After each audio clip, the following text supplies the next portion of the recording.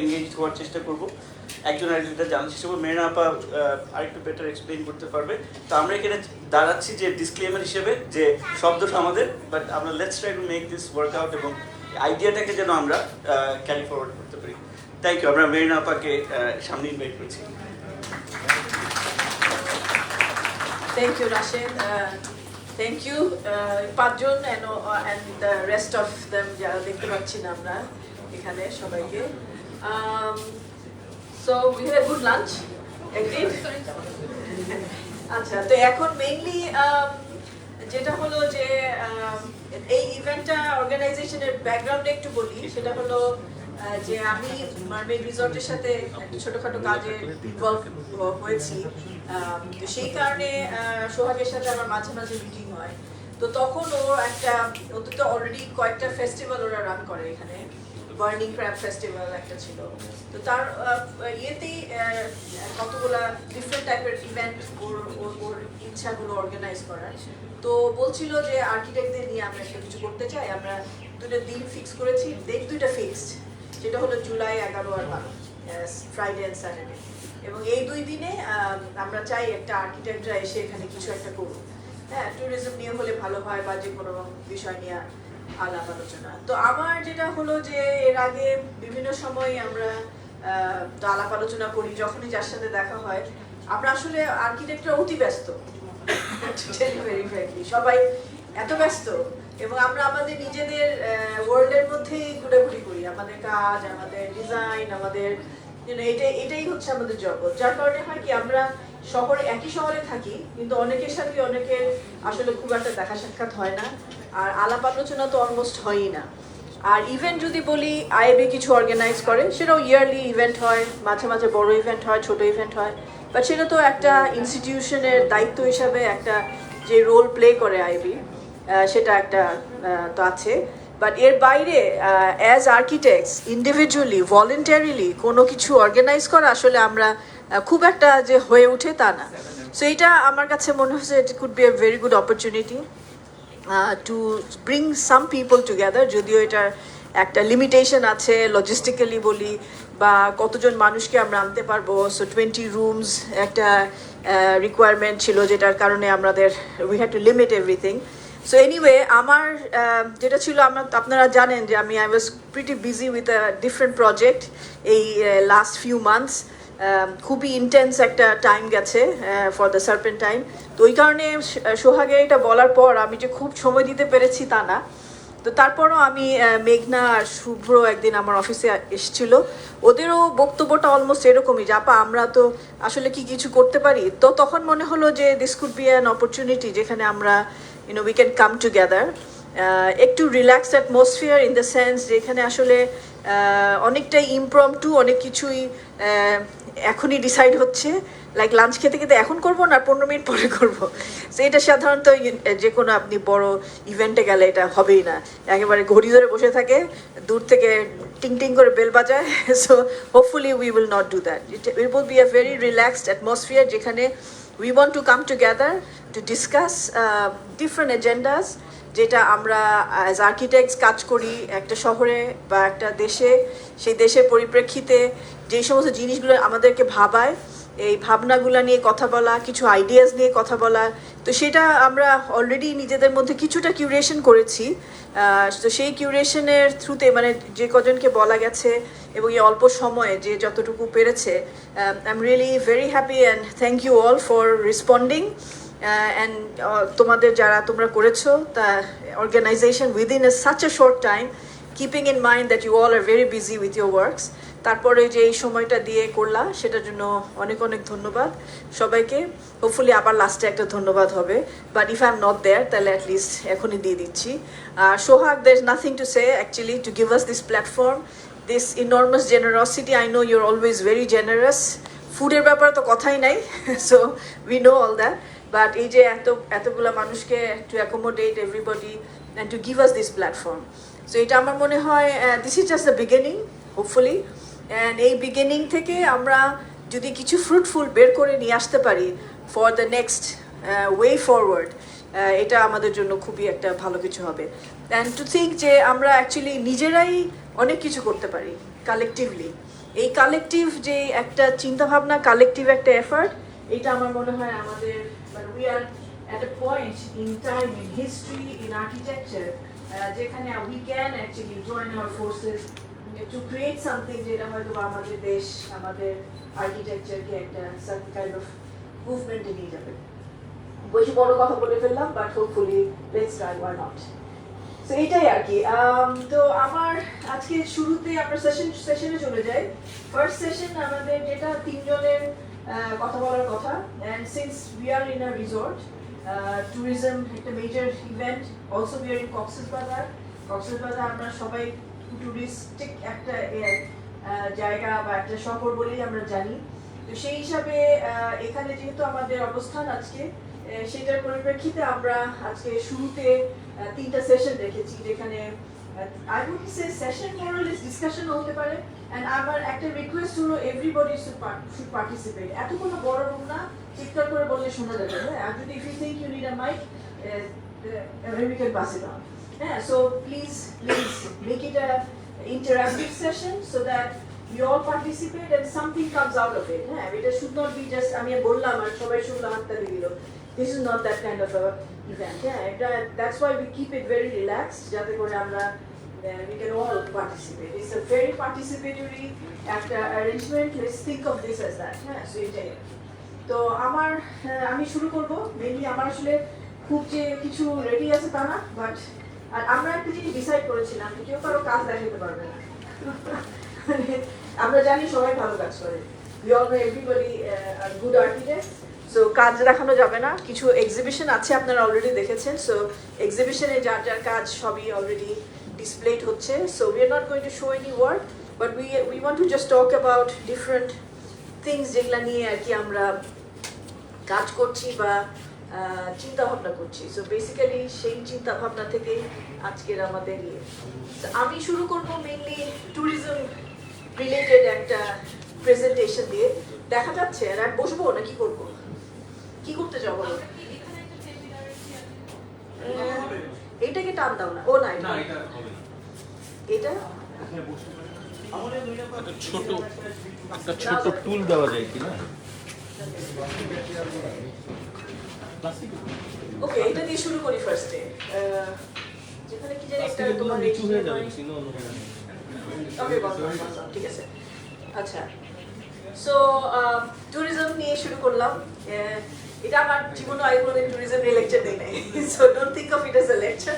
Just খুব fast কিছু idea, কিছু চিন্তা ভাবনা, সাথে কিছু ইমেজেস বিভিন্ন জায়গা থেকে জোগাড় করে আমি যতটুকু পেরেছি এটাই।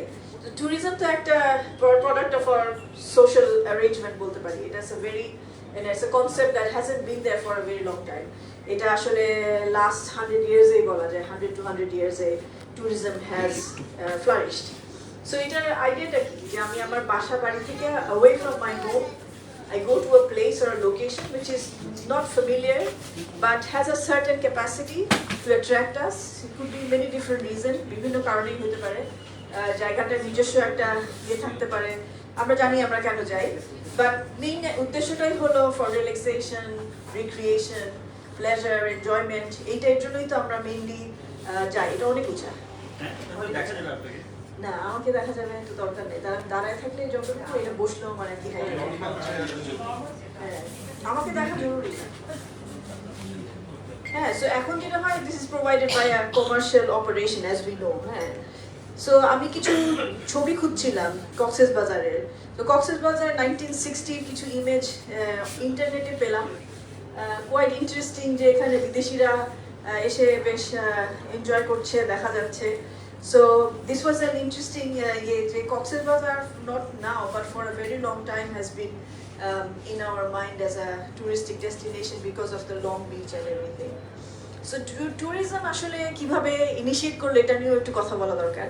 যেটা অ্যাকচুয়ালি শুরু হয় অ্যাজ আ পিলগ্রিমেজ বলতে আমরা যেটা মিন করি মোস্টলি রিলিজিয়াস পিলগ্রিমেজ, সেটা মেইনলি বুদ্ধিস্টদের দিয়ে শুরু। 2000 years আগে থেকে এটার শুরু, এবং এটা নিয়ে আসি লেখেছে। হ্যাঁ, ওকে, সো দেখা যাচ্ছে এদিক থেকে এটা। সো মেইনলি যে এটার যে সূত্রপাত যে পিলগ্রিমেজ এবং পিলগ্রিমেজের কারণে মানুষ এক জায়গা থেকে আরেক জায়গায় মুভ করা, বুদ্ধিস্টদের একটা মুভমেন্ট ছিল, মঙ্কদের মুভমেন্ট, সেটাই হচ্ছে যে তার নিজস্ব জায়গা থেকে যে আরেক জায়গায় ধর্ম প্রচার হতে পারে বিভিন্ন কারণে। এবং এটার সাথে সাথে বিভিন্ন ধর্মের যে পিলগ্রিমেজগুলো, আমাদের ইসলামে মক্কা যাওয়ার একটা বড় pilgrimage which is also an important event, বা ইভেন হিন্দুদের যেটা আমরা জানি যে কাশি যাওয়া, কাশি, গয়া, এই সমস্ত জায়গাগুলোতে সবসময় পিলগ্রিমেজের জন্য নাম করা। এবং এইটাই ছিল mainly one of the activities, যখন মানুষ বাড়ি থেকে মানে বাড়ি থেকে যেয়ে আরেকটা জায়গাতে একটা ডেস্টিনেশনে যাচ্ছে for a certain purpose or reason, তখন কিন্তু এনজয়মেন্ট বা প্লেজার নাই, it was more a purpose driven. Similarly ট্রেডাররাও ছিল, যেমন সিল্ক রুট যদি বলি, silk route was also an important ইয়ে, যেখানে বুদ্ধিস্টরা were moving, also traders were moving along this entire route আমাদের এই রিজনে যদি বলি। সো মেইনলি এইটাও একটা ইম্পর্টেন্ট ইয়ে ছিল। এবং এটার সময় যেটা হতো যে প্রথমে তো মানুষ হেঁটে যেত এক জায়গা থেকে আরেক জায়গা, বিকজ সেরকম বাহন ছিল না, বা পরবর্তীতে ঘোড়া, গাড়ি, বিভিন্ন ধরনের যখন ট্রাভেলিংয়ের জন্য বিভিন্ন ধরনের ইয়ে আসলো, বাহন আসলো, সেই সময় তো মানুষ এক ধরনের মুভমেন্ট করলো। বাট এইটার কারণে কিন্তু প্রথম যে আর্কিটেকচারাল স্পেসেসগুলো তৈরি হয়, যেগুলো হলো যে মানুষ যে বসতে পারে, একটু ওয়েট করতে পারে, হ্যাঁ, নিজের খাওয়া নিজেই ক্যারি করতো সেই সময়। তো সেই সময় তো ওইটার একটা ইয়ে ছিল যে just a space where people can actually gather together, এবং ওখানে একটু বিশ্রাম নেওয়া যায়, এরকম একটা জায়গা। আমাদের দেশের কনটেক্সটেও যদি বলি, এটা হচ্ছে আপনার জগৎচন্দ্র মহাজনের পান্থশালা, পটিয়ার কাছে, হ্যাঁ, এবং এইগুলা ছিল যে পথিকদের জন্য। সো পথিক is also a traveller, is a person who's going somewhere, could be for trading, also for different reasons. এবং এগুলাও কিন্তু খুব ওপেন একটা প্যাভিলিয়ন লাইক স্ট্রাকচার, হ্যাঁ, এই সমস্ত জায়গাগুলা was maybe the first initiation or maybe the first যদি বলি DNA of a touristic destination বা ট্যুরিজমের একটা জায়গা যদি বলি। সো বা একটা first structure those were built, যেটা হয়তো বা এইটার একটা ইয়ে থেকে আমাদের লোকাল কনটেক্সটের কথা যদি বলি।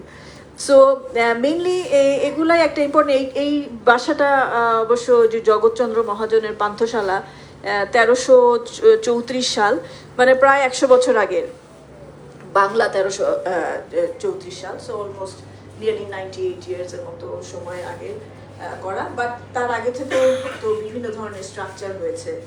সো মেইনলি এই ট্যুরিজমের বিষয়টা অ্যাকচুয়ালি ফ্লারিশ করে ইউরোপে। The concept of tourism, the tourism that we carry as a, I would say, a colonized idea in a way. So সেই colonizing আইডিয়াটা যেটা আমাদের উপর কিছুটা বলতে পারেন চাপানো, কেন বলছি সেটা বলবো। তো এই ট্যুরিজম বেসিক্যালি কমার্শিয়াল ট্যুরিজম যদি বলি, সেটা অ্যাকচুয়ালি শুরু হয় ইউরোপে অ্যারাউন্ড 16th সেঞ্চুরি, ওরকম সময়ে। যে তখন যেটা হয় যে মানুষ, specially aristocrat families, they use to go for different লোকেশনসে, এবং ওই জায়গাগুলোতে যাওয়াটা was an aristocratic way of understanding going to different places and enjoyment, pleasure and enjoymenটের জন্য।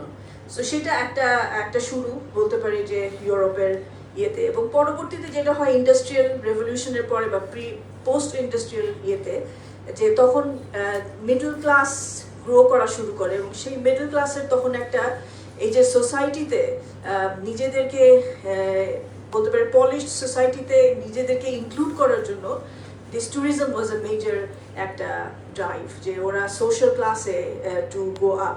তো সেই কারণে বিভিন্ন ধরনের যে বড় বড় সিটিগুলো আছে, যেমন রোমে যাওয়া, ভেনিসে যাওয়া, বা ইভেন ফ্রান্সে ডিফারেন্ট বড় বড় শহরগুলোতে যাওয়া, Vienna, Paris, this were the places where the Europeans use to go around. এবং তখন সেই সময় এই ধরনের actual commercial spaces were started to grow, যেখানে মেইনলি মানুষজন থাকা শুরু করে। এবং থমাস কুকের নাম আমরা জানি, বহুদিন ধরে Thomas Cook has been in business for different reasons. So এইটা was also an initiation of that time, let's say. এবং এই যে কালচারটা শুরু হয়ে যায় ট্যুরিজমের culture, not just, it's not in the aristocratic stayed, but it was also in the middle class families. এবং পরবর্তীতে যখন আমাদের এখানে ব্রিটিশরা আসে, let's say the 18th century, 19th century, তখন কিন্তু ওরা ইন্ডিয়াকেও একটা, let's say ইন্ডিয়া বা Indian সাবকন্টিনেন্টকে turn into this commodity where people can actually come and enjoy to be here and to actually to have this touristic destination and idea. It was always তখনকার সময় যেটা ছিল more cultural, but it was also mostly culture based, but also scenic tourism ছিল, যেমন alpine state গুলাতে like সুইজারল্যান্ডেও মানুষজন অনেক যেত। সো বলতে পারি যে scenic areas, culturally rich spaces, এই জায়গাগুলো was more predominantly there. So আমরা একটা কথা শুনি না, হাওয়া বদল, যে মানুষ হাওয়া বদলে যেত, এটা কিন্তু ওই ব্রিটিশ টাইমেই এই কনসেপ্টটা শুরু আমাদের এই অঞ্চলে। ব্রিটিশ টাইমেই মানুষজন হাওয়া বদল, স্পেশালি একটু যারা বড়লোক শ্রেণীর, তারা হাওয়া বদলের জন্য নৈনিতাল, দার্জিলিং এই সমস্ত এলাকায় বা যে সমস্ত জায়গাতে সমুদ্রের জায়গাগুলোতেও যেতেন, যে এটা একটা ডাক্তাররাও সাজেস্ট করতো। এবং এই ডাক্তাররা কিন্তু সবাই more formally educated doctors, not our contextual Ayurvedic doctor না, মেইনলি হচ্ছে ফর্মালি ট্রেইন ডাক্তার, যা এই একই ট্রেনিংয়ে ট্রেন্ড। সো তাদের কাছ থেকে এই হাওয়া বদলের বিষয়টা আসে, এবং যার কারণে আমাদের যে এরিয়াগুলা মোর সিনিক, সেই জায়গাগুলোতে মানুষের যাওয়ার এক ধরনের নতুন একটা তৈরি হয়। এবং that was basically in the last 200 years টাইমের মধ্যে। So tourism over the time has definitely flourished. Amra jani je how it has, commercial tourism has become such an important fact. Ebong amra shobai Bilbao effect er kotha jani. Bilbao effect is that one particular building, the Guggenheim Museum, designed by Frank Gehry, in the city of Bilbao, which was never visited by anybody. ওরকম না, মানে শহরটার এরকম কোনো touristic কোনো charm ছিল না, যার কারণে মানুষ ওখানে খুব একটা যেত না। বাট এই এক মিউজিয়াম বানানোর কারণে it has found this new identity as a touristic destination, এবং মানুষ শুধু এই বিল্ডিংটার কারণে বিলবাও সিটিতে যায়। So this is another kind of phenomena. So that when we see that the countries had started to brand their countries and cities as products. So cities became a product. যেখানে through branding you bring in people. মানুষ আসবে, enjoy করবে, বিভিন্ন ধরনের ডেস্টিনেশনগুলোকে এখানে focus করা। So এটা একটা কমার্শিয়াল অপারেশনের একটা ইম্পর্টেন্ট পার্ট। আর একটা বড় জিনিস হলো যে অ্যাজ এভিয়েশন বিকেম, মানে মোবিলিটি, মানুষের মোবিলিটি, অ্যাক্সেসিবিলিটি, চলাফেরা যত বেশি ইজি হয়ে গেছে, লাইক এখন আমরা we can find flights at a very cheap price, low budget flights আছে, different type of package offer করে travel agents. So middle class but affordable range-এর tourism has become a major একটা phenomenon. এবং এই major ফেনোমেনাটা is also an important যেটার কারণে আমরা Airbnb দেখি। Airbnb is an important একটা যেটা is not an entity, it's not a single destination, but it has turned an entire city into a hotel. Could be anywhere, anybody's house, anybody's residence can be একটা কি বলে আপনার টুরিস্টের জন্য একটা থাকার জায়গা। সো এইটা এক ধরনের ফেনোমেনা তৈরি করছে, which has a negative effect, যেটা হলো যে যারা লোকাল, যে একটা সিটিতে যারা লোকাল, তাদের জন্য রেন্ট বেড়ে যাচ্ছে, তাদের যে সমস্ত ফ্যাসিলিটিস পাওয়ার কথা সেই ফ্যাসিলিটিসগুলো তারা পাচ্ছে না, বিকজ টুরিস্টিক ব্র্যান্ডিংয়ের কারণে, ease of tourism এর কারণে there are more people flocking from mostly foreigners coming to the cities, and this এই যে একটা invasion হচ্ছে, especially the cities which are much more prone to tourism. আমাদের দেশে হয়তো বা ওইটা অত সমস্যা না হলেও আমাদের এই শহরগুলা, যেই শহরগুলা অ্যাকচুয়ালি ট্যুরিজমের জন্য নোন, সেই শহরগুলা কিন্তু এই ধরনের একটা ক্রাইসিসের মধ্যে পড়তে পারে বা পড়ছে না যে তাও না। সো এটার আমরা খুব রিসেন্টলি এগুলা দেখি যে বার্সেলোনাতে দ্য লোকাল বার্সেলোনার মানুষজন নট জাস্ট বার্সেলোনা বা স্পেনে অনেকগুলো সিটিতে দে আর রিভোল্টিং টুয়ার্ডস ট্যুরিজম, যে আমরা ট্যুরিস্ট চাই না, we don't want tourists. Tourism is killing Barcelona because মানুষের থাকার জায়গা নাই। Every household is being rented out to Airbnbs for short-term rental, long-term rental-এ কেউ যেতে চাচ্ছে না, যার কারণে যারা লোকালস তারা আর থাকার জায়গা পাচ্ছে না। এটা হলো একটা। সেকেন্ডলি, যত লোকাল গ্রোসারিজ এবং ছোট ছোট শপস যেগুলা লোকাল মানুষের জন্য কেটার করতো, সেগুলো চেঞ্জ হয়ে এখন সুভিনিয়ার শপস হয়ে যাচ্ছে, because souvenirs are more profitable. So এইগুলোর কারণে city dwellers and locals are finding it very difficult to also. তোমরা কিন্তু টাইম দেখো কাইন্ডলি, হ্যাঁ, আমি কিন্তু বলতে থাকবো। সো এইটা একটা জিনিস যে মানুষ লোকালরা are being affected. The other thing is the biodiversity, specially যে সমস্ত জায়গাগুলো সিনিক, যেখানে আমরা এটা যদি ওভার ট্যুরিজম হয়ে যায়, ওভার ট্যুরিজমের কারণে আমরা দেখি বায়োডাইভার্সিটিসগুলা আর বিং এফেক্টেড বিভিন্ন জায়গাতে। আমাদের saint Martin's island, as we know, is also already facing a lot of crisis. অনেক আমাদের কোরাল মরে যাচ্ছে, টার্টল যে ইয়ে করতো সেই টার্টলের যে ইয়েটা সেটা হচ্ছে না। সালান সাহেব একটু চুপ। সো এইটা আর কি, সো এইটা একটা জিনিস যে যখন ওভার ট্যুরিজম হয়ে যায়, এইটার একটা যে মানে আমাদের কতখানি the balance needs to be there, সেই ব্যালেন্সটা কিভাবে মেনটেন করবো আমরা, যে একটা শহরের কতটুকু ট্যুরিস্ট আমরা ঢুকতে দিব বা কতটুকু দিলে এইটার যে ইকোলজিক্যাল ব্যালেন্স বলি বা এর যে রিকভারি করার যে একটা সময় বা পরিস্থিতি, সেটা নষ্ট হবে না। তো সেটা একটা important part. I think it's important, hopefully we can have some discussions on that. Also, of course, we've seen যে we've done enough in the world where we've really এখন আমরা স্পেসের দিকেও যাচ্ছি। সো এটাও একটা also another kind of tourism that we see, the space tourism which is already there. এটা তো as you know, this is a very interesting event. অনেক ধরনের ইয়ে আছে। If you have money, you can always do this. 90-minute Blue Origin আর মানে ওরা ভার্জিনের ওরা offer করে 90 মিনিটে you go up to I think 62 miles or kilometers, মানে মোটামুটি আপনি আর্থের যে লাস্ট অ্যাটমসফিয়ার আর যেখানে শেষ ওই পর্যন্ত, মানে you can only float and then come back. 90 minutes about $250,000। আর ইয়ে অফার করে হলো স্পেস এক্স, নাসা মিলে অফার করে ডিফারেন্ট ইন্টারন্যাশনাল যে স্টেশনগুলোতে, সেটা হলো আই থিঙ্ক অ্যারাউন্ড $60 million, আর তার সাথে পার নাইট $33,000 এর মতো পড়ে per night to go into this. So এইটাও এখন আরেকটা অ্যাভিনিউ। সো আমরা অত দূর নাই যাই, আমরা আমাদের কক্সবাজার নিয়েই থাকি। সো কক্সবাজার এটা জাস্ট আমি শুরু করলাম, হোপফুলি বাকিরা উইল ক্যারি অন।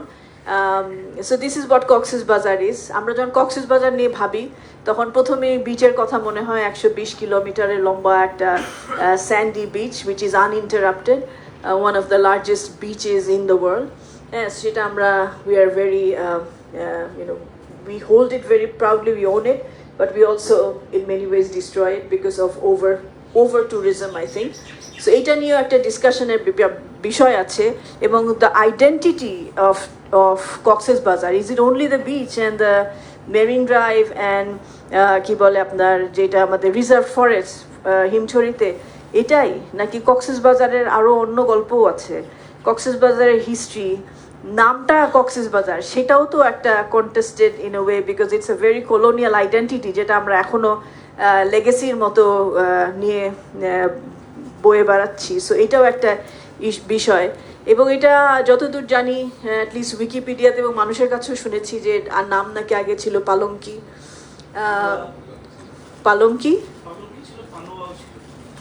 পানোয়া কিছু, মানে এরকম বিভিন্ন ধরনের নাম। সো এইটা সেই নামে যদি যাই তাহলে পালঙ্কির গল্পটা কি সেটা আসলে আমাদের জানার প্রয়োজন। সো পালঙ্কির গল্প দিয়ে যদি শুরু করি তাহলে কিন্তু বিচ আর এই রিজার্ভ ফরেস্ট আর এটাই তখন মেইন চোখের সামনে আসবে না। এটার একটা নিজস্ব পার্সোনালিটি, নিজস্ব একটা গল্প, নিজের ন্যারেটিভ, যেটা লোকাল মানুষদেরকে নিয়ে, এবং এই গল্পগুলা, এই হিস্ট্রিগুলা, এটার কালচার কি ছিল, যেটা আসলে একেবারেই অলমোস্ট ডেফিনেটলি আছে, বাট কোথাও এক জায়গায় লুকিয়ে আছে, এটাকে বার করাটা আমি মনে করি খুব ইম্পর্টেন্ট। সো আমি আর না বাড়াই, thank you so much for listening. আমরা hopefully will have some conversations on this. Thank you. আমি কবিরকে বলবো এরপরে, কবির তুমি যদি আসো।